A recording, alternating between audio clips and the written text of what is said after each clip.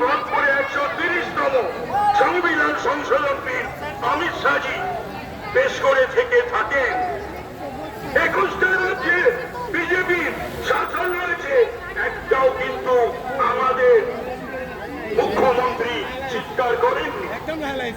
আপনি ট্রান্সপারেন্সি আনতে চান, সততা আনতে চান, সৎ পরিচ্ছন্ন প্রশাসন উপহার দিতে চান বাংলার বুকে।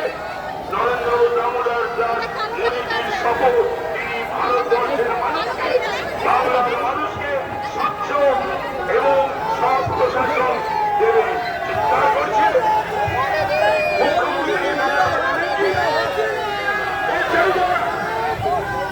মুখ্যমন্ত্রী সঠিকভাবে মুখ্যমন্ত্রী থাকতে পারবেন না, পারবেন না, পারবেন না। বাংলার বুকে তৃণমূলের কেউ, তৃণমূলের পুঁজি হচ্ছে একটা বিশেষ সম্প্রদায়ের মানুষ।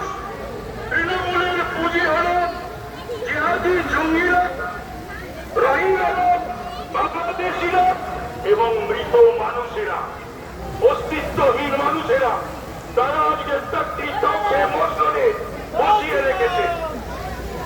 আর অভিষেক চিৎকার করছে না গান্ধীজি 7.5 লক্ষ ভোটে যেতেন। 7.5 লক্ষ ভোটে আজ যদি নেতাজিও শ্রদ্ধার সঙ্গে জানাচ্ছি, যদি বেঁচে থাকতেন, গান্ধীজি যদি বেঁচে থাকতেন, তাহলে পরে 7.5 লক্ষ ভোটে তারাও জিততেন না। তার পিসি কখনো 7.5 লক্ষ ভোটে জিতেছে?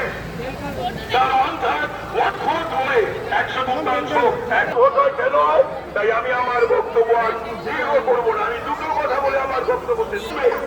সেই